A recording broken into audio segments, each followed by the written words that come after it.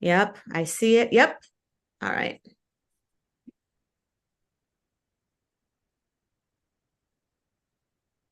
So while everybody continues to log on, I'm going to welcome everybody and then have a reminder that Alexis will be chairing today and I will be doing minutes just so that we can keep an equitable distribution of labor, because taking minutes is a very tedious task. So we're doing 2 and 2. She's going to be facilitating as the co-chair. And whenever you're ready, Alexis, and I'll just gonna look up our agenda. For some reason, and Ebenezer, I don't know if you're still on here, I re-signed up through my A Marnell CB12 email, and I am still not getting emails from CB12. Yes, I reviewed your email the other day. I spoke with Paola to make sure that we have her on the list. So tomorrow when I am in the office, I'm gonna review every listing to see what it is now. You need to check it out for the Miller Lite, because sometimes people unwanted, they said that they don't want to continue and hit the wrong button, and the system do not Right. recognize it. Probably you need to resubscribe again. did. If that's the case. Okay, so we need I to wasn't take a look getting to see what it anything, yeah. is. Or maybe the email is going to your spam. No, Who I knows? checked. Okay, we're gonna take a look at that. Thank you, I appreciate it. Okay. And I just, thank you to Luana because it's grant time. So for those of you who, well, Luana, if you did the welcome. I don't know if you have anything, opening remarks or updates that you'd like to make. I do just have one quick update. We were able to pass the resolution pertaining to the Morris Jamil Mansion. So we want to thank everybody that participated in drafting the resolution. It went through some changes at the board level, but it passed nearly unanimously. And when I say nearly, only one person either abstained or. So very successful. So now we can move forward. As a reminder, we love working with our partners, and I'm very happy. I'm very grateful for Catherine's leadership and her ability to give us our updates and to I don't want to say acquiesce, but to agree to our community asks of the mansion and the board. Also working closely together with Parks. So that passed, and I was very happy that it did, in partnership with both the board and the entities that were present. The next thing is that, if you might remember, last meeting we had a presentation for 1% for Parks.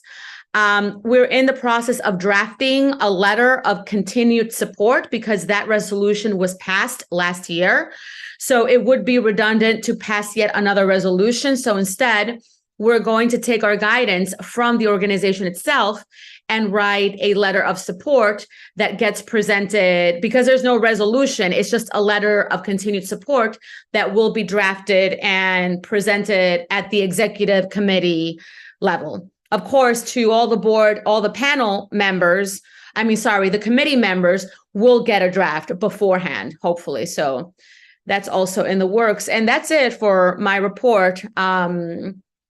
Alexis, do you want to talk about the Pause for Cause, since that is an upcoming event, following up with it's a fundraiser to continue with the project of hopefully opening or creating a dog run that will take away the activity that goes on at the mansion and just like move that over into the High Bridge Park area. So there's a fundraiser on the 16th. And I'm looking this way because, don't judge me, I have a dry erase board on my fridge. I don't do electronic calendars in my personal life. I know they are doing a concert this Friday at Five Flies. I think it's at 6:30. Jana, do you know? I think they sent something to you too. Yeah, I actually have it down. I think the doors open 7:30. I'm checking now. And Probably. I think the concert's at 8. Sorry, So I said we should have started the meeting, calling the meeting to order at 6:30. I'm so sorry about that. I should started with announcements. The meeting has been called to order 6:30. We don't have any resolutions to pass, and this is why we decided to go remote, just to be cautious about the weather conditions. So sorry, Alexis, go ahead. quite all right. One announcement we do have, and Danny Bonilla was a great part of this. Naima was there. There was a community, Danny, say the right words for me, please, on Saturday, or the event on Saturday. Can't hear you, Danny. It was assembled by the Uptown People Project Assembly. Yeah. So it was basically a co-governance assembly that happened this Saturday on 204 and Sherman. And it was a great showing. Carmen did a great job of gathering great people in the community. Like I said, I saw Naima there. I had to leave early to take my meditation class. Apologies. Sorry for the interruption. Barbara Frazier just joined and she needs to be promoted to panelist. Although I did send the panelist link to the board members. So somebody keeps logging in. Oh, I know. I forwarded Barbara, is that you? This is what's happening. I forwarded my link to people, and that's why you see that it's Luana Ferreira, because I forwarded my link. So I just saw Naima change her name. So that's probably it. Well, according to here, for Barbara, she must be panelist because it just says change role to attendee. Oh, I see her in panelist. My apologies. I'm in the panelist list. I'm sorry. I apologize. Oh, what happens? But it was wonderful to see also how many youth showed up, how many young people came to have their voices heard, to discuss, the community needs. What do we need up here in terms of education, arts and culture, environmental justice, health, housing. Danny, what could I breakout actually session? Yeah. Before Danny, Chris Heitman needs to be promoted. I just saw him. He's also part of Parks. Sorry, Danny, continue. It's all good. I'll try to keep it short. She had two part of the sessions. The first session was like a panelist session where they had Catherine Diaz, they had a person named Maria, and two other people just answering questions. And then the other half of it was breakout sessions where they had 7 different topics on important issues that people want. So like they had a section for housing, they had a section for education, they had a section for arts and cultural affairs stuff. And in every one of those sessions, everyone had some kind of like a need, and then they basically presented it at the end, and I think like all of those needs and wants, they're gonna come through us, if I'm not mistaken. So it's real grassroots community organizing, and I suggest, you go to Carmen's website or make sure that you sign up so that you can attend these sessions and be part of the grassroots change.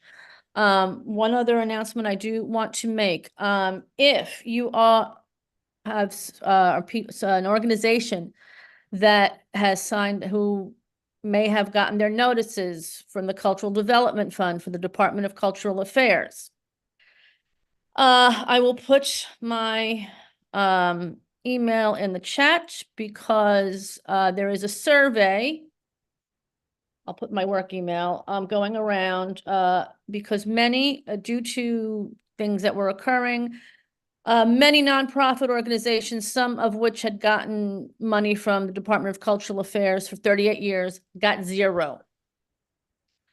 Some people who had multi-year commitments still got their money, but it wasn't as much. I'm very blessed to say that for Classical Theater of Harlem, we actually got more. So, and I'm going to say this with the utmost grace and care. In these things, because it's also discretionary council funding time. Get to know the people you are. It's not just about Carmen, there's other areas. There's, Shauna Abreu's office, et cetera. Make sure you get a budget meeting after you submit your discretionary council funding grants, okay? Get a budget meeting, make appointments, visit them, get to know them, make sure they know you and what you're doing. And if your base cultural development fund was either whether you got nothing or it was severely cut, like I put my email in the chat, email me, because there is a panel, there is a survey going around, so that we can let everybody know how severely arts and cultural organizations were affected by these cuts. You should also know that normally these like for fiscal year 24, we would have had this money about 6 to 8 months ago. So just wanted to let you all know. And like I said, I have put my work email in the chat so I can send you the survey so that your voice can be heard as to how these cuts may have affected your organization. And also with the discretionary funding coming up, there is no mercy. You have to have it in by 5 p.m. the day it is due. You cannot say, I'm so sorry, it's 5:01, I tried. No, it has to go in on time. So make sure, just a little note of all that. So now we have our programming updates. We do have someone new joining us, who I'll call upon later, Haziel Montez from Internal Creations. But Marty, let's start with you. Good evening, everyone. We've been quite busy with the Northern Manhattan Arts Alliance, several calls for art. I'm sure you've seen in our newsletter and social media and other communiques the submissions for the 22nd Uptown Art Stroll in West Harlem, Washington Heights, and Inwood. Poster contest is underway, and artists from 125th to 220th Street are encouraged to submit their poster contest entries to us by April 1st, which is the poster contest deadline. The form to submit your artwork and further information is available about the poster contest on our website. The grand prize winner will receive $1,500, second place $750, and third prize $500. The grand prize winner not only gets the $1,500 prize, but also the front cover of the 7,500 guides will print, the poster itself, our fans, our banner and masthead for the website, and of course will be the feature for all of our stroll publications in West Harlem, Washington Heights, and Inwood. And we invite everybody as well to the opening reception of the 22nd Uptown Art Stroll, which will be on Friday, May 31st from 6 to 9 p.m. at the United Palace. Our deadline for submitting to our exhibit, 15th Annual Women of the Heights, is tomorrow, Valentine's Day. And the exhibit will be up in our gallery at 4140 Broadway and 176th Street. Through the end of May, with the opening of the Women of the Heights exhibition on Thursday, May 14th, open to the public. Reception from 6 to 8 p.m. on Thursday, March 14th. And finally, the information on NOMA's Affordable Studios, the opportunity to enter all of your events in our online calendar throughout the year, not just during the art stroll, but at any time. You'll have any arts and cultural organizations, any artists, free to enter your events in our online calendar. Becomes the mechanism for writing our newsletter and for promotion of your events on our social media handles. We also have reports of artist opportunities in our weekly newsletter and more 5 seconds. on our website, nomanyc.org. That's NOMAANYC.org. Thank you. Thank you, Marty. I'm going to go out of order here a bit because I feel sometimes Stephanie from Riverside Park has not always been able to present. So Stephanie Caban, what do we got? Hi, it's totally okay. Hi, everyone. I'm Stephanie Caban from Riverside Park Conservancy. I actually always attend these meetings, but I'm always just like a silent listener. That's why, yeah, I want you to talk. But starting to have a lot more updates. So I'm the North Park Outreach Coordinator from 120th to 181st. We stop at the Little Red Lighthouse, and we have gardeners who steward the Fort Washington area. So I have 2 updates for Fort Washington. One, we are starting a volunteer cleanup crew. So if there is any volunteers who want to help us out with cleanup, we're starting that April 1st, the 1st and 3rd Monday of the month. Starting April onward, from 8:30 to 11 a.m. Hoping to get a good crew so that when the summer rolls around, we'll have like a nice good cleanup crew, as well as weeding in the area, especially around the tennis courts at 172nd Street and the soccer fields at 165th. So in that area, I'm going to drop my info in the chat. If anybody's interested in that, you will see flyers up in the park, and you can scan a QR code to sign up. I just put those up. Hopefully the snow did not take them away. And second, we are starting Fort Washington summer camp this year again. We'll have gymnastics / tumbling, tennis, flag football, soccer, and another sport that I'm forgetting. But that will start July 15th to August 16th. You do not have to sign up for every week. It's a rolling kind of registration if you want to just do 1 week or 2 weeks for the kids, obviously not for any adults, sorry. But really excited that that's happening. We do have scholarships available for that. I will also put that in the chat. And a little bit of a request, if anybody knows of any locations that we're able to have as sort of like a rain date, like let's say it's a Monday or a Tuesday, we have sports camp in Fort Washington, but it's raining. We need an indoor location. We don't have an indoor location up in Fort Washington. So if anyone knows of a church or a studio or something like that, where we would be able to use as a rain location, with obviously only 1 to 2 days in advance of letting you know, what a great ask. Please let me know. Perhaps you and Janet can connect, Stephanie, if you want to. I'm sure, Steph, you guys have each other's information. So perhaps Janet can help you with that. Nice. Okay, great. Hi, Yeah. Stephanie. Alexis, you read my mind. I'll reach out to Stephanie. Thank you so much. I'll put my email and everything I just said in the chat. Okay, that's it. Bye. Thank you. Okay. We also have now Barbara has her hand up. I'm going to be managing the chat and all of that. So if I interrupt, please forgive me. It's just to ensure that everybody's seen, heard, and we keep everything nicely streamlined. Barbara? Okay. I was just going to suggest if she asked for the armory, ask for the armory for that day for an emergency, but you'd have to ask for that in advance.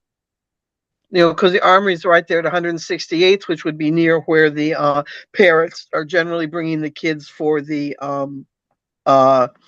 events anyway. Thank you for that. Yeah, I appreciate that. Thank you. Okay. Bye-bye. Okay. So next we have Corey from New York Restoration Project. Hi, everyone. Just one major update. We are going to be hosting our 4th Sherman Creek Inlet PAC meeting on February 28th between 2 and 3 o'clock. It's going to be virtual. This one we want to open up to the public. This is going to be one of our final inlet meetings where we're going to discuss the living shoreline and redesign. We are prepared actually to get money from the state. So we are really close to going to a final design. So this is a really big accumulation of all the other 3 PAC meetings that we've had. So if you're interested in being a participant, just send me an email. I'm going to drop my email in chat right now.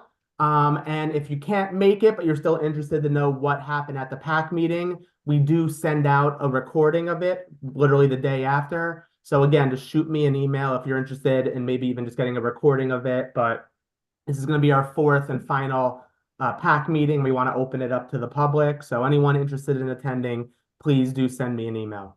And that's it for me. Thank you. Julie McCoy. What do we got? Hi, everyone. I'm Julie McCoy. I'm the Commodore of the Inwood Canoe Club. And as you might imagine, it's a little cold for most people to go paddling right now. but I do want to share a couple of things with you.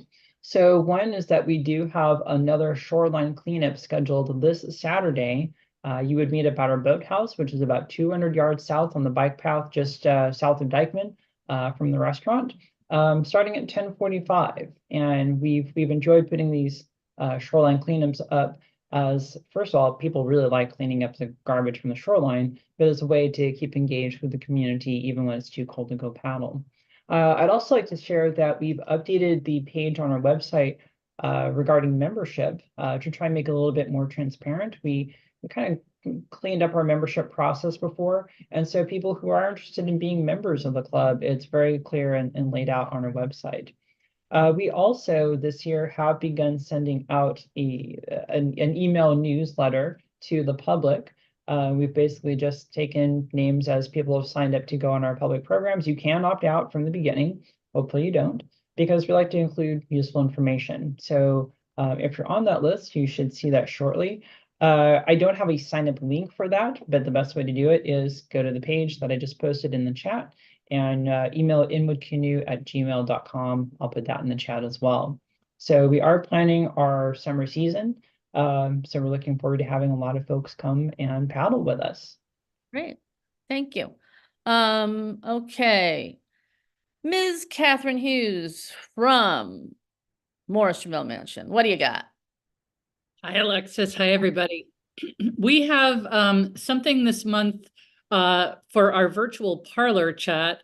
It is called The Bitter Taste of Chocolate, and it is looking at the relationship of chocolate to slavery and the histories, how intertwined they are.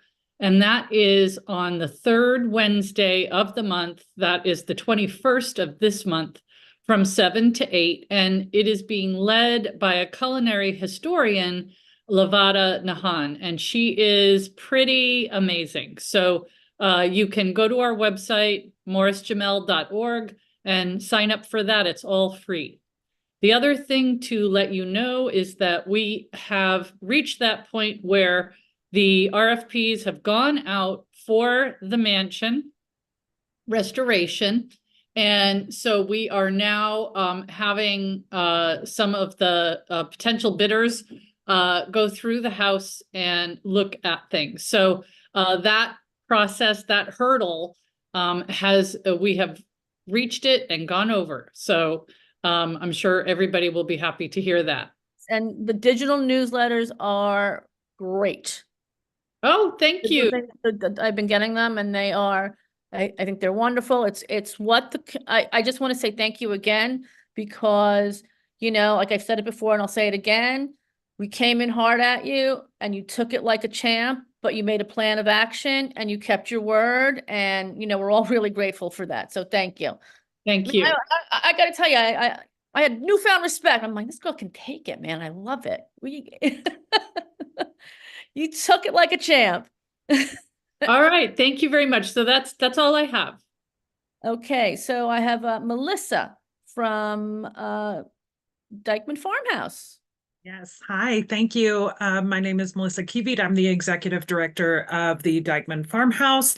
And I wanted to come and let you all know we are kicking off our 4th year of our Talking About Race Matters lecture series. We do it twice a year, once in February and once in August. We are kicking it off tomorrow night at 6 p.m. with Cheney McKnight, who will be talking about head wraps of African women in America. Cheney McKnight is a manager of living history at New York Historical Society, where she develops and runs living history programs. So that's tomorrow night at 6 p.m. Then the following Wednesday, maybe a couple of Wednesdays, the 21st, we will be having our second session, Fashion, Race, Identity, and Power, Black Dandy Beginnings by Monica Miller. Monica Miller is the author of Slaves to Fashion, A Cultural History of Black Dandyism.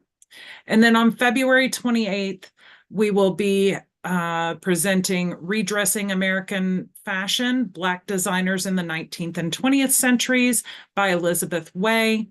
Elizabeth Way is the associate curator of costume at the museum at the Fashion Institute of Technology. That was a very big title. But we're really excited to present these. They're all virtual. They're all free. I'm going to put the link in the chat, but you can just go to dykemanfarmhouse.org/events. And that's all I have for today.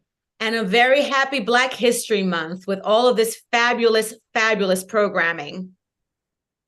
Yes, it's a lot to go. Actually, Classical Creative Harm, a few years ago, we did a talk with that, talking about racism in theater. So I really love, those are great chats that you guys do. I am going to, okay, I'm not gonna lie, this is somebody who I admire and I've worked with for a bit. Haziel Montez, who has an organization called Internal Creations. I've been trying to promote him to panelists, but it has not worked. Nice. I'm actually here, Alexis. Oh, there, I didn't see. He's Hi. already promoted. Yeah, he's here. It finally It's saying worked. allowed to talk. Hi. I think also Steve Simon from Parks. Yes. I think he needs to be promoted to panelist because he's part of the board. So I'll do that. Okay. Well, hello, everybody. Great to see some familiar faces and some new ones. I'm just really here to introduce myself. I've met some of you before, but my name is Haziel Montez. You think Gazelle with an H. That's the best way to remember my really already difficult name. I've known him for years. I say it different ways every time I talk to him. And I accept every single one. It's all good. Many different nicknames. So I'm the founder and executive director of Internal Creations, and what we are is we are a classical guitar education program where we promote and we place free of charge classical guitar programs in schools and communities centers and also churches and also substance abuse and mental health clinics such as the one on 180th and St. Nicholas. And what our aim is to develop leadership, self-sufficiency, and life skills through learning the classical guitar as the vehicle. And we do this by instilling the life lessons and showing how learning music and the challenges that we face in learning music, especially an instrument like a guitar, how to overcome those challenges, what we call the 4 Ps, patience, persistence, passion, perseverance, which transcend beyond all career paths, and how we take those challenges from the musical side of life and apply them to also our personal and professional careers. And that could be also in academia. So in a nutshell, I just wanted to introduce who we are, what we do, and I would love to have the opportunity to speak more about it at a future date. So you can see what we do, how we do it, and also see results from our programs as well. So we're based here in Washington Heights, but we provide programming all over the city. And again, thank you for the time and to meet all of you again. Yes, I see somebody had a question. Somebody's hand was up. Mine's up, Barbara. Hey, Barbara. Jose, where do you get your guitars from so that people can have them in between lessons to practice? And how good are you doing for getting guitar donations? Absolutely. I have a partner for music who has donated whatever we're. Sorry, there's an echo. There's an echo. Is that me or you? I have no idea. Yeah, I guess that's okay. Done. Yeah. No, it's done. Thank you. All righties. So we have a partner organization, another not-for-profit that's national named Hungry for Music, who donates instruments to schools and programs that request them and can find the need for them. So a lot of them are refurbished. So if you have an instrument that's just laying around, for example, you call them up and they'll pick it up and they'll distribute it to a program that's running, so that way it could be put to use. And if it needs a little bit of fixing, they can refurbish. Also, we receive grant for the instruments to provide for the students. How many guitars do you have? Across all the definitely more than 100 all around. Thank you. Yeah, he's got a lot. He's doing some really great work and has made some great strides and made quite a difference in the community. So thank you very much, Alexis. Haziel, put your information in the chat. For some reason, I have a feeling Danny, you two need to connect. I don't know why, but I can see there's something like with music and murals going on. So I love the guitar. All right, brother. We'll definitely connect, Danny.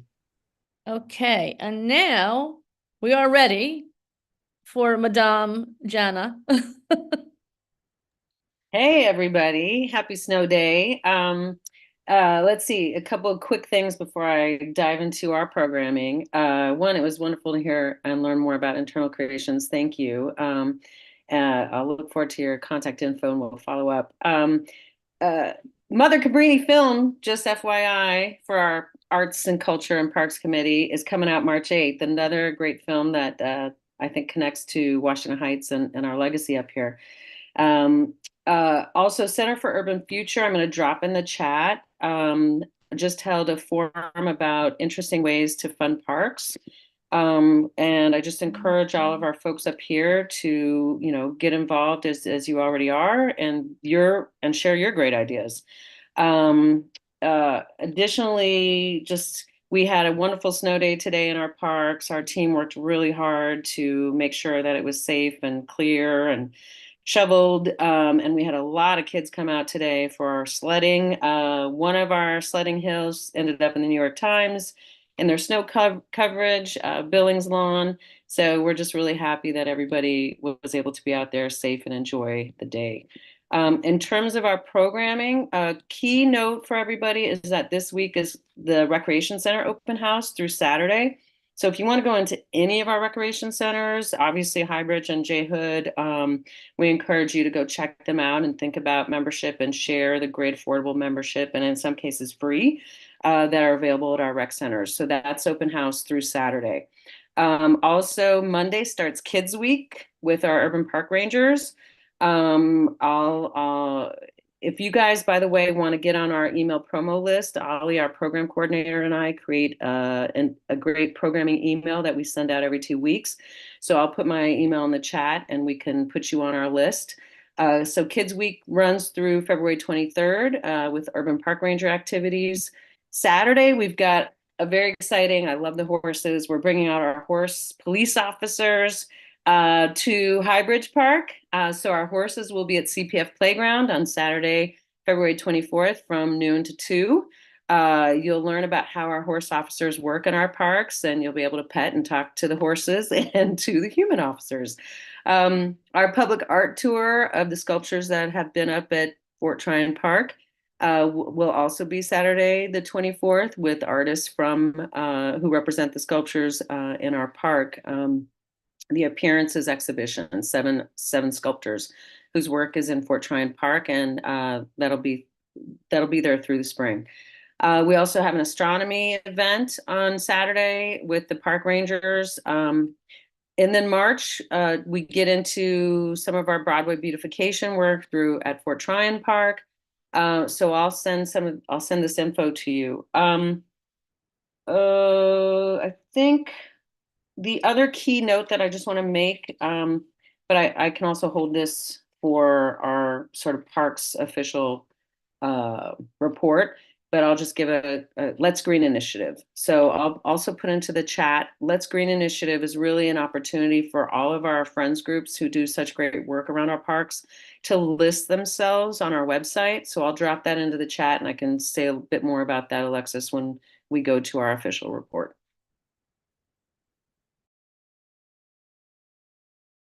I think you're on for your official report already. I think everybody. Oh, okay, great. Yeah. All right. Well, then I'll drop this. Let me go get this right now. Yeah, this is it. All right. So I'll drop this in. So Let's Green Initiative, which we've talked about a few times. I just really want to emphasize that any friends groups who are on here, we really want to build this website as the opportunity for all of our friends groups to list, and I just dropped it in the chat, their group, and also the opportunities for people to volunteer with their group. So check that out when you get a chance. Chris and I, our deputy who's on here with me, We had a great meeting with the Bennett Park, the Friends of Bennett Park, and we're working on some opportunities with them to really build some stewardship around that park, just as an example. So we're working with them to, as they organize, to get them listed on here. With that in mind, we have a date. Chris will give a more detailed capital report. We'll try to do these quarterly for you guys in terms of the capital updates that we have. Steve's here with us as well, but we're excited to share that by March 15th, we will have started work on Bennett Park. So around March 11th, you'll start seeing some fencing going up for the synthetic field that will go in at Bennett Park. Just a reminder too that everybody can always go to our website, www.nyc.gov/parks, and look at the capital tracker. That capital tracker gives you all the updates on our capital items and also shares designs. It's pretty wonderful. It's very useful, and just a reminder that it's there. Obviously, you can always ask us questions too. I guess a few other things before we go to capital. J Hood Dog Run, we had a wonderful event with City Councilwoman Carmen de la Rosa's office and the dog run, the new dog run leadership at J Hood, as we work together to plan out the construction there and the utilization of the participatory budgeting money that they were so great at mobilizing to get. I'm sorry I had to miss the assembly, but I'm so glad that the councilwoman is really working so hard to encourage democracy across the board in terms of people's participation and what they can submit for funding. So we're excited to get that underway with that new team. We also are happy to share that our urban park rangers are in the Inwood Nature Center. It's taken 10 years to get it back open from after Hurricane Sandy. We are not open to the public just yet. The urban park rangers are getting acclimated, and we're also working on some issues before we can open it to the public. But we'll keep you informed of that, and we plan to have an opening party as well for the community. One heads up that April 11th, I'll report more on this in our March meeting, but April 11th and 13th, just to put on your calendars, April 11th, we will have the installation of two wonderful, very big sculptures at Inwood Hill Park by a Navajo artist named Rose B. Simpson. Her sculptures were actually just up at the Whitney Museum. Yeah, and she's a bad ass, can I say that? Woman. And we're excited to have her art represented in the park, and also to connect to the Native Indigenous history of Inwood Hill Park. We're working with Lenape Center and others, and the Madison Square Park Conservancy. We're very glad that they invited us to join in this effort, and that Rose B. Simpson wanted to have sculptures at Inwood Hill. So April 11th, we'll have more details on that in our March meeting, but put that on your calendar as a community invitation day. And then April 13th is really our spring kickoff at Fort Tryon Park with the annual Shearing of the Heathers event, which will also be really fun. More aside from that, before we get to capital, just a couple quick notes. We're really excited to see Catherine here and Melissa and all the partners that NYRP that we've been working to build relationships with and programming opportunities. So just a big thanks to all of them as we roll that out. We have a meeting coming up soon with Inwood Merchants Association. They're really grateful for their outreach around support around the Dyckman House and Park and other Inwood parks for what they can assist us with. So we always welcome that. And again, I'll put my information in the chat if anybody has other ideas or wants to reach out. Lastly, interagency, also just a thanks that we are working closely with some of our interagency partners like MTA, DOT, to see what we can do around lighting and driving, transportation issues. So thanks to them. And Chris, maybe you can share a bit more details on that, like the zigzag. Thanks, Jana. Hi, everyone. Nice to see you. Nice to see you all. Well, so directly related to the zigzag, this is the section of Fort Washington Park that's directly behind J. Hood Wright Park, like between 177th and 175th, and going down to and Haven Avenue and going down to Riverside Drive. We have been informed by our engineers that there are a couple sections of the sidewalk and the ramp there that are undercut and are too dangerous currently to be open to the public. And there's also some issues with some of the retaining walls there. So we have been advised by our engineering team to close the zigzag until those repairs can be made.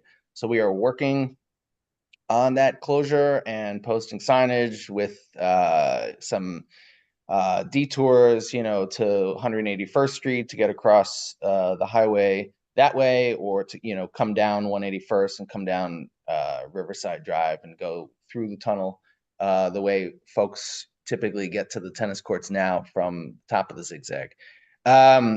It's really unfortunate. We know this is a very challenging area. It's kind of multi-jurisdictional. It's DOT. It's Port Authority and Parks. We are not. I'm not happy about having to close this. So we're working with our capital team just to start to understand how we can fix these issues as expeditiously as possible and get it back open. Couple other projects that I'll try to be quick here. But Jana mentioned that we're very close to the finish line with Inwood Nature Center in terms of getting that back open to the public. The contract for the exhibitions that the Rangers will have is we're in the procurement process for that right now. The contract hasn't been awarded, so it'll probably be another, I'm guessing like 18 months, even to 2 years before those exhibitions are actually in the nature center. But I believe the center will be open for programs and other things to the public prior to those exhibitions coming in.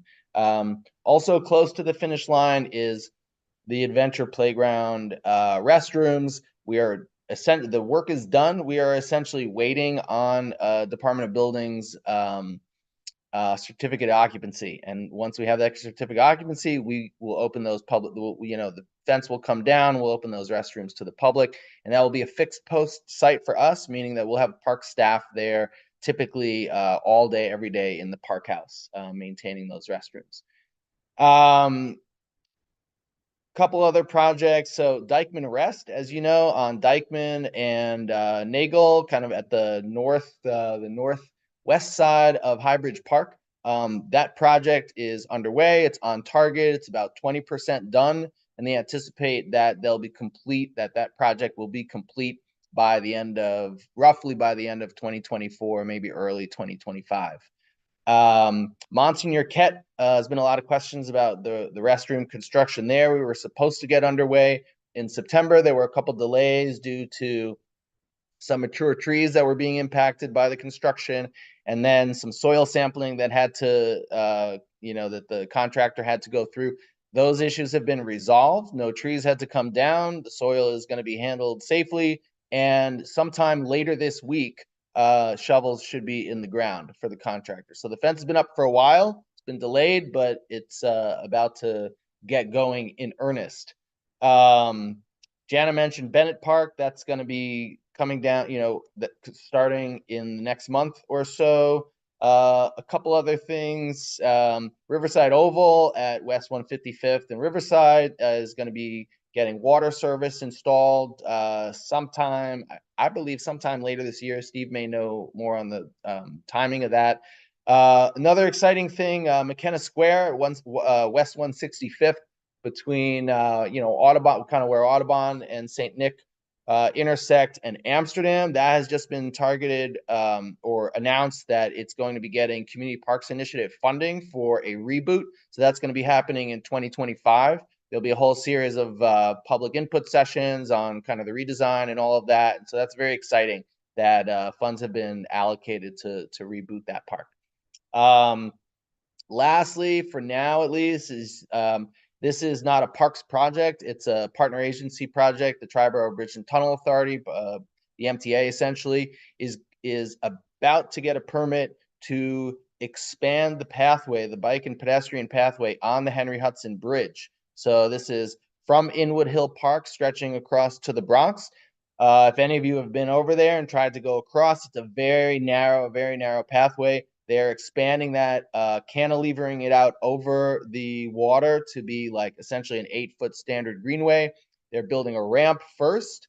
The path will remain open for most of the construction, except for what they are calling a 42-day closure, where both parts of the ramp will be closed and the MTA will be offering essentially a shuttle bus from Dyckman Street, from where the greenway comes down off the highway. Dyckman Street, there'll be a free shuttle bus across the Henry Hudson Bridge into the Bronx, and that will be available and accessible for bicyclists and pedestrians who want to make that jump during that 42-day closure as they build out the cantilever. So I think that's all I have on my list for now. We have two. Thank you so much, Chris. Yeah. We have two questions. One, Barbara was first, and then Tracy. A few things, a quick list. Number one, on the Dyckman Rest playground, because that's a real innovation that there will be a playground there. I know that there's been so many delays because of COVID and other issues like the saving of the trees and so forth. But late December, January is a horrible time to say to open a playground. Is there any way to speed that up so that we could hopefully open it at the end of October so that the kids really in school see that they have this playground, and maybe open it with like a little Halloween fall festival opening thing? That would be really, really important for the community and really, really make a difference. So that's really just saying move it back 4 weeks, 5 weeks after waiting so many years for this. So I really request to look at the books, look at the drawings, and see if you can speed it up a little bit. Okay, that's the first thing. The second thing was, it's also because you saw me holding my dog. There's a little dog park there, and she also has requested that. The dog owners are also, and in order to get a little dog owner momentum going, December, January is not a time to try to get a group working. And we want to make that work. Okay, my second question is not so much for capital, but for in general to the other person from Parks. Let us not forget, where is the Medieval Festival? Do not let that drop off the horizon.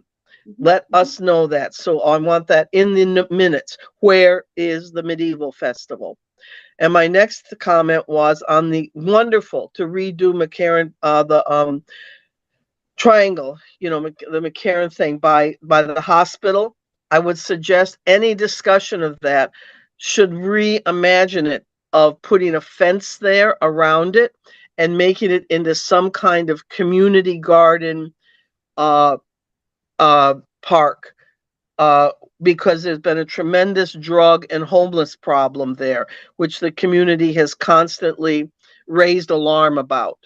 And so therefore, to see with New York Presbyterian and with some of the churches around there and so forth, if they could take a major stewardship thing of having a fence around, with maybe it being having people sit there and maybe having it locked with a fence at like 9 o'clock at night, and that would really, really help. That's all. Bye. Before you answer. Barbara, can you mute yourself? Okay, what? Mute yourself. Mute yourself, please. The echo's coming from you.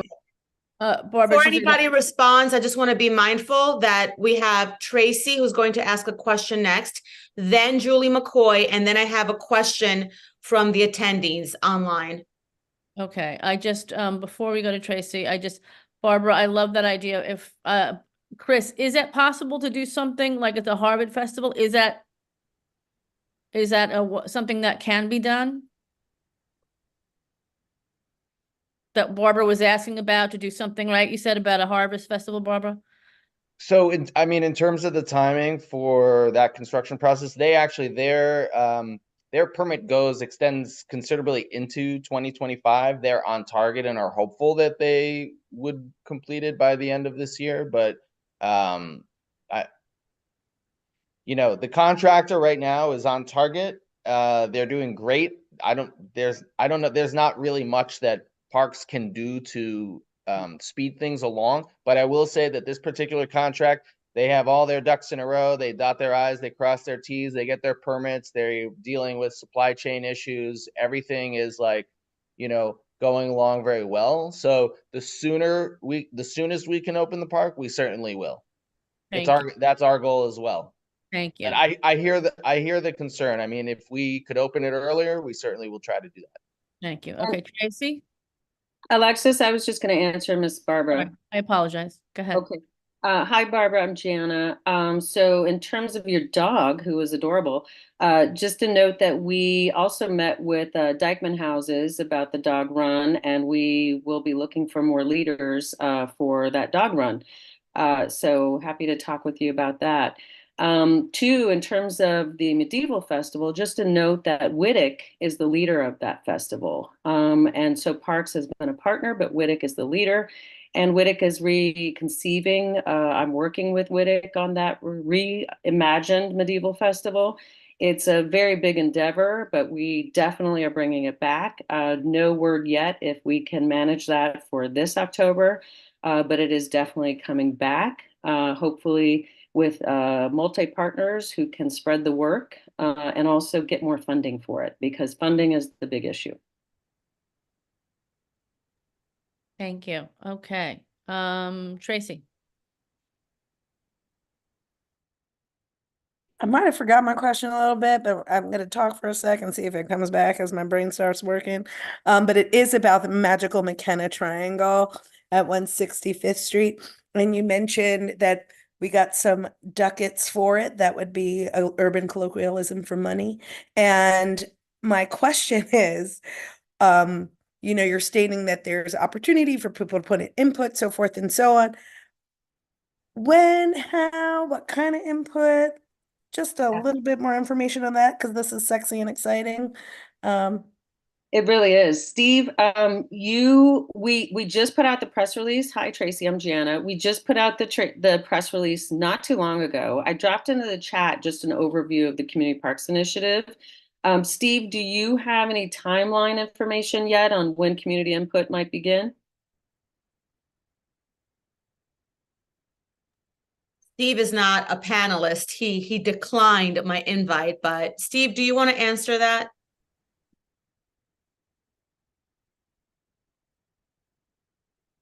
If you can't speak, Luana, Steve, if you can, drop it in the chat.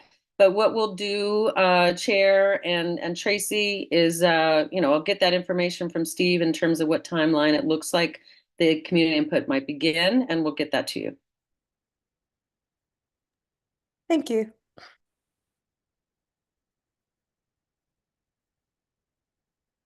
Julie McCoy. Hi, everyone. Sorry, I just wanted to ask, and hopefully you're the right people to know, are there any updates on the planned work for the bike path that goes from about 181st up to Dykeman?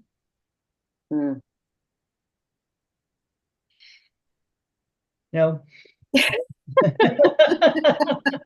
was going to be a thing, and then people were like, you can't close it in the summer, and then they didn't, but I don't know if it ever got fixed.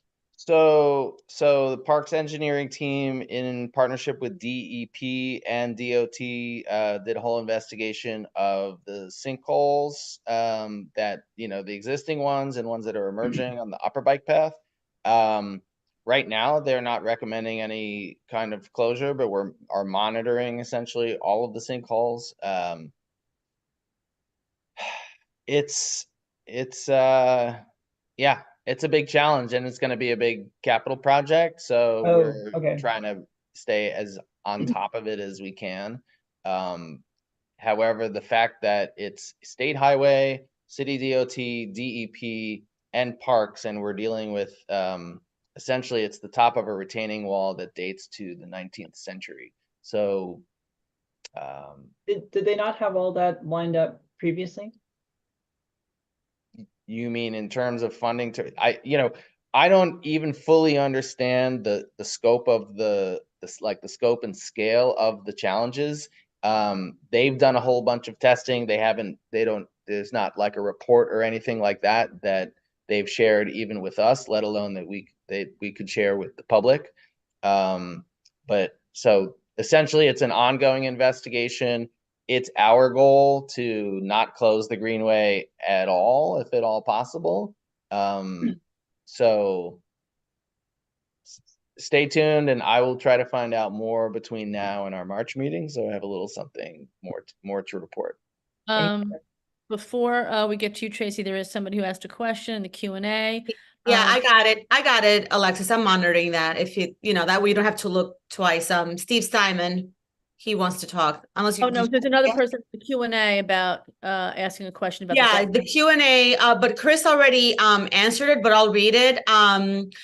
Are there any plans to provide bike pedestrian access from HHB to Dykeman without holding up downstairs? What are the dates for the 42nd day closure? And then Chris answered, access over the Amtrak tracks has certainly been identified as capital need, but I'm not aware that has been funded yet. I mean, I don't know. Do you want to answer this once again? I'm sorry to be repetitive. I can just read it, Chris. No, this is a But different. if you would rather. Somebody named Josh. Not aware that it's been funded yet. Agree, it's a big missing component to the Greenway. The closure will be the ramp and stairs between West 177th and 175th Street at Haven Avenue, looking down to Riverside Drive. And then I have Steve Simon, and then I have Tracy.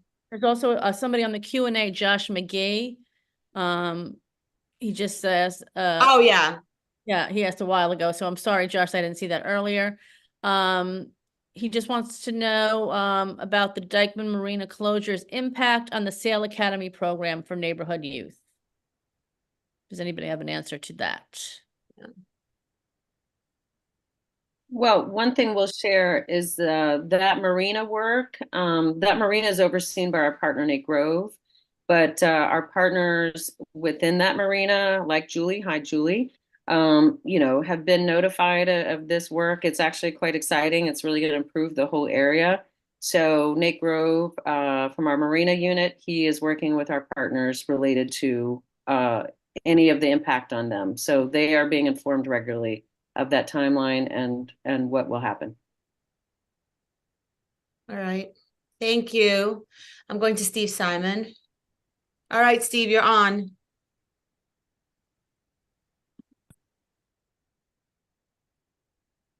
Steve, I think you're mute, or you are mute. We can't hear you. All right, let's go to Tracy while Steve figures out his microphone issues. So there is a strange piece of land that is not quite parks, but not quite not parks. I like your face, Miss Lessort, Jana, that I think has been brought to your attention. Near the triangle of 162nd Street and St. Nicholas in Amsterdam. And Yes. it's and I understand that it's not a park. It's like strange sidewalk space. Well, kind of, sort of. It's so good to see you again. And also, because you reminded me that we are talking with some Morris Jumel folks about that parklet. That triangle is something that we're really excited to share, that there's some folks we've been talking to around Morris Jumel who are interested to help us cultivate, you know, a following and some activity there that is intentional and good. So I can definitely keep you up to date on that as we sort of build that out, and we welcome you and the association to get involved as you would like. Love everything about that. If we can begin to make that more of a magical reality, yes, that would be incredible. And just to put into the community board, for those that don't know, it is like seats and trees and things, and it's sort of like a walkway, not quite a park, kind of a park, but you know, when things aren't claimed, they're claimed strangely. So just to make it more official, that was the most lawyerly non-saying of saying things. Yeah. It's interesting you mentioned claimed too, Tracy, because one of the opportunities I think we might have around that parklet is really thinking about naming, because right now it doesn't have a name. So that might even make a difference if we think about, are there some really, incredible folks that I certainly might not even know about from that local area. I'm thinking about, the Larry Neal Dog Run and my learning about Larry Neal so there might be some efforts. I think you're muted again. There might be some efforts there that we can do with the community to see, bubble up some names that might lend to some interesting naming opportunities. Thank you. Is this the one, Jen, is this the one that Doug? Yeah, That this is is the exact one, so- girl. That's right. And this is the one across from Seatown. So I think to Tracy's point, what I'm hopeful of is that we can kind of bring the folks together. Chris and I are working on that. We've been talking to a variety of people, including Doug, who really was a leader around this, and bring everybody together, think about, the design. We want to probably take that fence down. I personally think that it's causing more issues than it resolved. But doing all that together so we can visualize, think about some opportunities. It's a nice size, so we could have some regular programming there around workshops, perhaps some singer-songwriters, we can explore that. But Seatown and some of the businesses around the park, the Triangle Park, I think would be interested, hopefully, to invest in a good, positive change for that site. I think that's also something that could be brought up, and Steve Simon, I think, because you're also on, I think, human services. Maybe this is something you can talk to the guys over at Washington Heights Corner Project to help do some public safety, etc. The good news is, for the most part, Alexis, we are not seeing a lot of drug usage there. It's mostly alcohol, and trash and broken bottles. They do public safety cleanup for that, and they also will go and offer services to see what people need, etc. So I think to your point too, we have the opportunity to look at both sides of the triangle. So Cloth is not far away to see if they might want to get involved. But definitely we're making some headway there. Thank you. I'm also going to ask for both panelists and attendees to refer to the public Q&A, because questions do get asked there and they get answered live by a member of our panelists. Steve, are you ready to ask your question? Okay. This is Steve Nelson. Did you mean a different Stephen? Because I didn't No, ask. no, Steve Simon. I'm Oh, sorry. okay. Are you presenting tonight, Stephen? No, I'm not. So you can take me off. You invited me to mute, but I didn't ask to speak, so I was confused. Sorry about that. You can mute me. Thanks. All right, bye. Steve Simon, who has his hand up. I don't think he's still an attendee. No, he's in the panel. He's allowed to talk. All right, so we'll come back to Steve then. I'll put his hand down then. Okay, next item, Alexis, I guess. Well, it is it's new announcements, new business. I do have something to announce on behalf of Inwood Artworks. They are doing there now. All he has to do is unmute, I think. Say it again, dear. No, Dan, where'd you go, Danny? I don't see you. Madam Chair, I do notice, I just looked, and Steve Simon is listed still in attendees. He's not listed in panelists for what It's weird because it shows as attendees, but then he shows here. He's allowed to talk because when I invited him to be a panelist, he declined my request. Oh, I see what you mean. And it says talking permitted, right? Yeah, so he's permitted to talk, and I'm going to wait or move him back to attendees because he did decline my request to be a panelist, though he is part of the community board. Do you guys have the option of unmuting him? Maybe he can't get unmuted for some reason. Maybe you have. Yeah, no, he's permitted to talk. I see it. Yeah. So when we do this, I'm looking at panelists and attendees. When somebody gets promoted to panelist, they're automatically allowed to talk. And then you can press a button and say talking permitted. And I see that he's allowed to talk. Maybe he's just tending to maybe a phone call or something, or yeah. Okay, thank you. Otherwise, he would have typed in like, I can't speak, or I can't, yeah. Okay. So just for just new announcements, Inwood Artworks is having their fish fry as a fundraiser tomorrow. I mean, not tomorrow, I lied. Friday, February 16th at the Good Shepherd School on 620 Isham.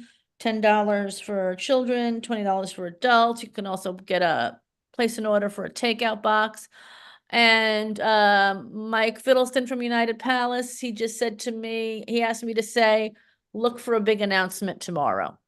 So that's what we got there. Is there any new announcements? New business? No? Old business? We have a question. Okay, yeah, just thanking Chris for his response in the Q&A, which anybody has access to because it is a public meeting. Okay. So I don't have any more hands raised from either the panelists or the attendees, and the webinar chat is clean as a whistle. Okay, so would someone like a motion to adjourn? I'd make a motion to adjourn. Oh, I'm sorry. Maybe we lied. We, Chris, we I'm have sorry. we have Mr. Ian Olson from the Yeah. Broadway Malls Association who's From here where? to present. No, I'm sorry. I didn't He- have you on the agenda. He's on the agenda. I think it was mistakenly listed as a presentation by me, but I had it was always Ian's presentation. Oh, I Ian, see. Oh, Withdrawn. I'm sorry. Withdrawn. My motion is withdrawn. I'm so sorry. Go ahead, Ian. Oh, yeah, no worries. I'm just gonna give a quick slide presentation. Yeah, I'm Ian Olson, the Director of Horticulture at the Broadway Mall Association. I will share my screen. Oh, host disabled, participant screen sharing. Okay. Hold on, I can fix that. Yeah, sure. There you go. Cool.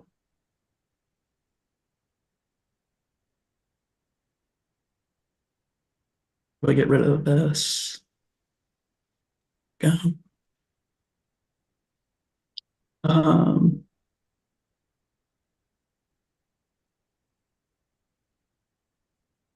Oh, yeah, everybody can see that? Before you start, Ian, can I just have one more question so that it doesn't disrupt the flow of your presentation?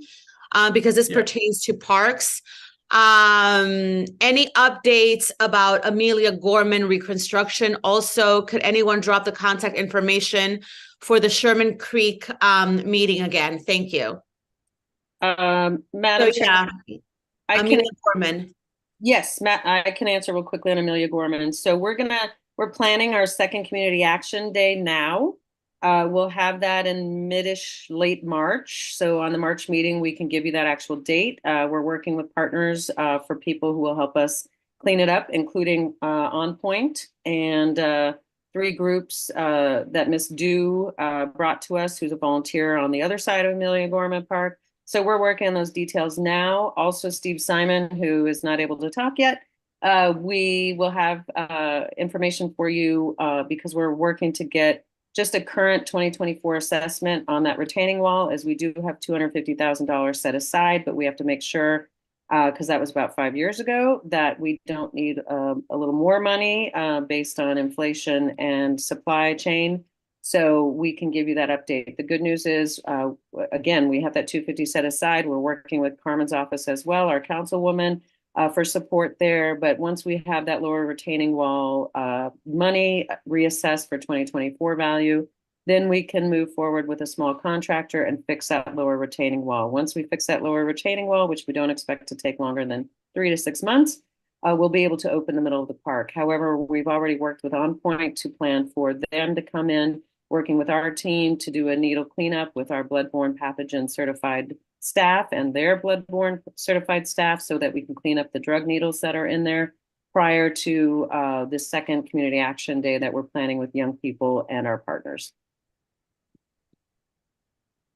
Thank you, Jana. And I'm dropping the Corey's information, which was requested. I hope everybody can see the webinar chat because all of the information gets dropped in the chat. So it's just a matter of just scrolling up and down, but I'll do it again.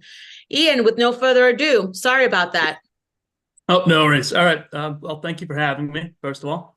And so I'm going to be just giving a brief overview of what we're going to be doing on the mall at 164th to 165th coming this spring. It's part of a much larger planning project that we're, as a working title, we're calling the Great Greenway. What it really is an ecological restoration of the malls with all native plants. I put this pollinator garden from Calvertval Park on this front page. That's sort of the planting style that we'll be using, a lot of the same species. Just really briefly, native plants are a really great trend in park restorations and construction recently, last 10, 15 years at least. The advantages: no inorganic fertilizer, pesticides will be needed, less water use, support pollinators and other wildlife, promote local biodiversity, and establish our natural heritage. I think that's very important in placemaking. Trap carbon, protect the urban environment from heat and weather, self-sustaining ecology, reduce maintenance. You're really creating a more sustainable ecosystem by doing this, and a mixture of textures and colors to create four-season public interest. The urban ecosystem, obviously, it's a heavily modified novel habitat type. And so with this project, what we're hoping to achieve is have more habitat connectivity by putting native plants on these malls, increasing habitat value, and linking sort of to adjacent parks like Riverside, Inwood Hill, and Central Park for pollinators and other animals. Pollution reduction and stormwater retention, enhanced pedestrian comfort from the urban heat island, and encouraging walkability, all advantages of this project. So here you can see pre-removals, and it's all just English ivy. Just kind of like the mall is really just a large mat of this one invasive vine. Very uninteresting. The posts and chains, a lot of them are broken or crooked. So definitely in need of something. Here you can see what's called Heliopsis false sunflower, which is a native plant, which we did leave large patches of. And we did leave in the yuccas and larger shrubs as sort of legacy plants and all the trees. This is the current condition. It's like these photos on Monday, I think. All the ivy has been removed and a top dressing of compost has been put in at 2 to 3 inches beneath the soil surface to make it more viable for the spring planting. You can see we left in the juniper and yucca. So this is sort of, we're almost imitating ecosystems with this project. We're like sort of making super ecosystems. So what it's going to be, the theme of the 164th Mall is open meadow character. Has large rock outcrops. It's full sun to part shade. A lot of the trees are smaller. Less shrubs than our other design, and sort of an open field upland aesthetic, which makes sense given its elevation above most of the other malls. A couple of interesting plants that we're going to be putting in: butterfly milkweed, monarch attractant, lance-leaf coreopsis, which is a great spreading wildflower, gets 2 to 3 feet high, and early goldenrod, which gets very tall. And they're all great pollinator plants that bloom for up to a month, and will also offer like really great, scenic value when in bloom. So just a quick overview of the timeline of work that we have coming up. The post and chain fence will be repaired the week of February 19th. Woody material, that's shrubs, are going to be planted from April 22nd to May 1st. Herbaceous material, May 13th to 31st. That's all grasses, ferns, and perennials. And then sort of an opening ceremony on June 4th. This is another plant that's going in, Appalachian Mountain Mint. Maintenance and management. So the initial scope of work is twice monthly maintenance by the contractor that's doing the installation for 2 years, twice weekly watering. Now, hopefully in the second year, that'll be cut back just because the nature of the plants, they really don't need that much water after they're established. And quarterly soil remediation. So what we want to know is what effect this new planting is having on the soils. And instead of just putting any fertilizer or blanket compost on it, it'll be a targeted liquid biological amendment, depending on what the soil reports say. So I know this is hard to read, but this is the design. You can see on the outside, you have grasses and ferns, taller wildflowers kind of in the middle.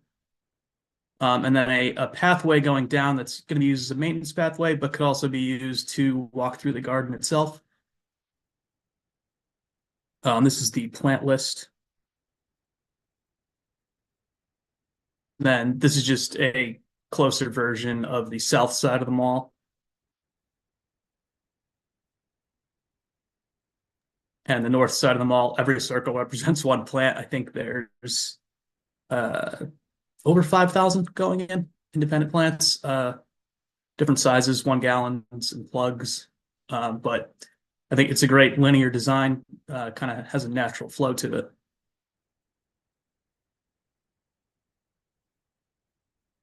And then I did just want to mention about what the Broadway Mall Association is doing for public art in Community District 12. These are proposed art pieces. Sean Scully is a presenting artist, BMA, and hosting public art installations of the mall since 2012. Exhibits are going to be installed this coming July, and the locations are Ilka Tanya Payan Park and Mitchell Square. And if anybody's interested, this is the piece that's going to be at Tanya Payan Park. And there's the locations for it. And then this will be the piece at 167.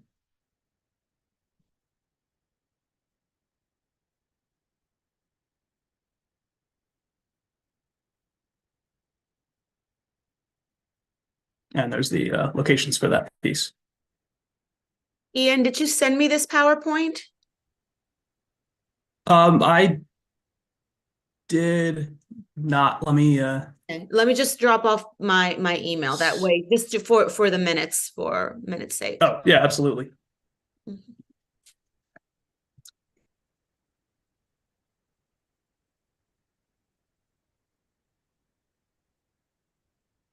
All right. Thank you so much for that presentation. Alexis, you're the chair today, so you get to, and then we have Tracy.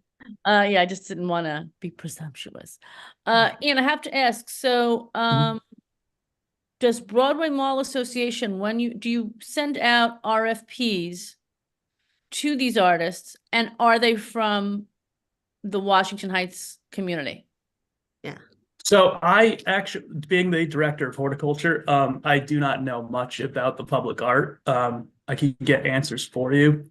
And I don't know who was involved in that. I do think it was an RFP process though, yes. Yeah, it's because just for a note, I think, because it starts where, what's your purview? It starts where? So the BMA takes care of the malls from 70th to 168th.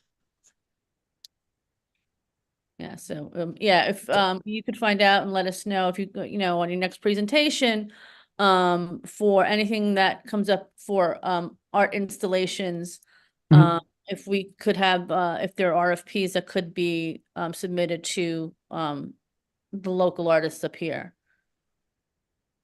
that would be great. Yeah, absolutely. It's important, because sometimes, when RFPs get put out, not our artists in our own community who are brilliant, such as my friend Danny Bonilla, you know, we want them to be in the game. Absolutely. Understandable. Yeah. Thank you. Thank We you. just want the representation to be intentional, that if we're going to have projects in our community, we want those projects to reflect the people of the community. So when it comes to those proposals, just for those to be intentionally brought to the realm of our local artists. Tracy, you're next. Okay, a foolish question and then a less so.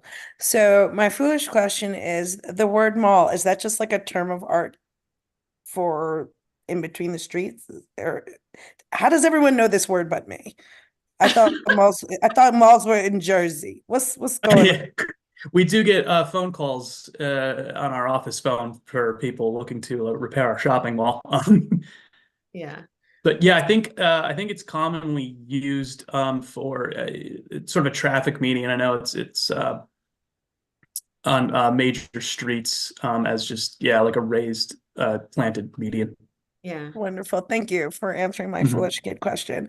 Less foolish though is, so loving the magic, like I know it's a term of art, but like flower design, that's going to be coming up. My question is that after they bloom, what is supposed to be the mise en scène for the mall in fall? Like, are new things going to be planted? You're gonna, what That's a happens? good question. So we're cutting out all the annuals that we use, just because they take up too much water. It's a waste of material, really. So, but so Future Green Studios, the landscape architect that designed this plan, and what is done and what's done commonly in these perennial gardens is you have staggered blooms. So you have 4 or 5 species that'll bloom in the spring, another handful in the summer, and then like I think I showed goldenrod on there. That's a fall blooming plant. So you really have staggered blooms from mid-March to say late November. And one last follow-up, and then I will see the floor, fourth time, long time caller, does the setup allow for the community to do sexy things like Park Avenue does? So like when winter comes and they want to put up magical Christmas holiday lights in the middle, it's not going to like hurt, the plant. There's they don't want to set that stuff up and hurt the flowers. I'm sorry, I'm being Mexican about this. It's late. No, it's you just watch where you walk, but we could still definitely do lighting on like the smaller trees. I know we do that on some of the malls already, and on the post and chain fence. Yeah. And the cool thing about natives is a lot of them are fairly trample resistant after they're established for a year or two. So yeah. Thank you. Before I call, really interesting. Thank you, Tracy. Before I call on Jana, I had the same situation with Tracy because English is not my first language, where for the longest time, I was like, wait a minute, are they going to do like a department store in the middle of the street? But in Latin America, we have a word from the French. It's boulevard. And they're so prominent in major cities of Latin America that I'm like, oh, un boulevard. And I never knew that boulevard was mall. But mall is where I used to shop in the 90s, so, but I also want to acknowledge Kaya, who has said the idea of a pedestrian street or mall actually predates the modern shopping mall. There were pedestrian malls going back to the 1800s. So, and then Marilady is like, me too. All the Spanish speakers are like, what? Yeah. I've seen The Age of Innocence. You're pinging for me. So the and concept the ladies walk around the mall with their parasol. Yes, I got you. So yeah, boulevard is like this, like that thing that we see on Park Avenue. There were a lot of those in Grand Concourse, and now Broadway, all of that. So thank you so much. I love some And language. can I add to that? It Yes, actually comes from the Italian Romance language speakers, which was that there used to be this game like croquet that was like Paul Magalio, which meant a ball and a mallet. And it got changed. Remember these cigarettes, Pall Mall cigarettes? That was the abbreviation for it. And so the mall referred to the mallet.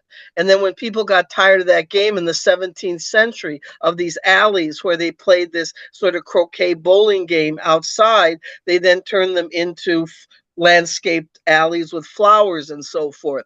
And they just shortened it to mall. But that's where it was originally, from this game of, Paula Maglia, whatever, of balls and mallets, of like croquet. And so, like, if you remember Pall Mall cigarettes from like the 50s and the 60s, was the original. So just telling you.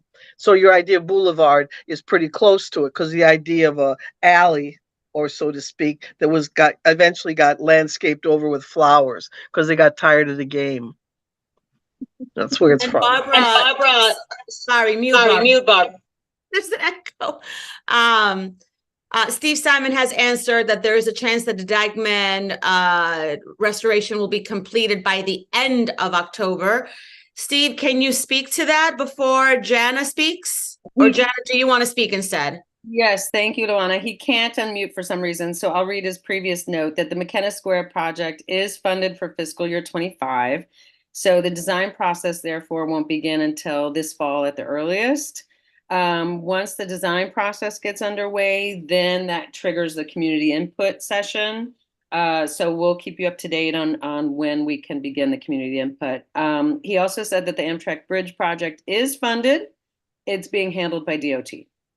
And I was gonna share one, Miss Barbara, thank you so much, because now you've given me a much better connotation of Pall Mall. My dad used to wear it rolled up in his sleeves. So thanks for the much better connotation. Two, public art. Ian, thank you so much for your partnership with us and your presentation.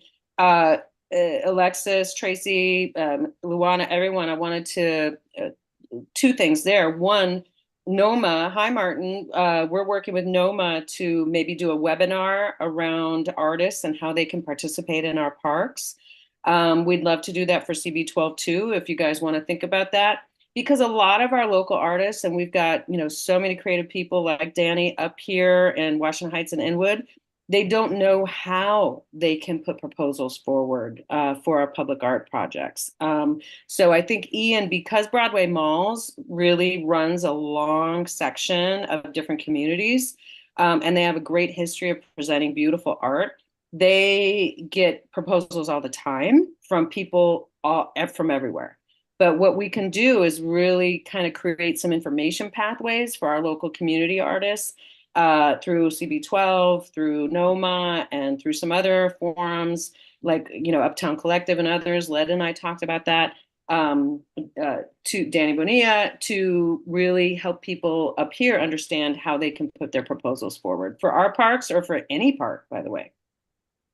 Well, yes, I should just note that a couple weeks ago, Classical Theater of Harlem was invited to attend something at the Denny Farrell State Park. CB10 and CB9 and CB10 got together, and they had Harlem arts organizations and artists do like about a 5-minute presentation on what they were doing, etc. And I thought that perhaps is something we could work with in creating an event, maybe even partnering with another community board, so that people can know what cultural organizations are up here in Washington Heights and Inwood, what they're doing and what their plans are. And maybe, have, like a presentation, let's say from, I don't know, the students from Internal Creations. But what was interesting after that, they also had CB10 has a podcast. So all the people who presented after they gave their presentation, they went down and they were interviewed by the CB10 podcast person. This is the best way I can put it. So I think that's an idea maybe we can take to Kathy and talk about maybe at the general meeting as a whole. I just thought it was a very interesting collaboration, and it was very fruitful and very well attended.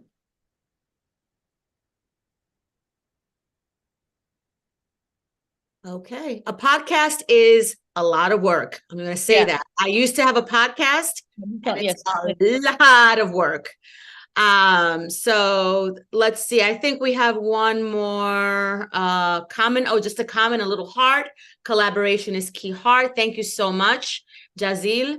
So I don't see any more questions from the panelists, from the participants, or the attendees. So can we have a motion to adjourn?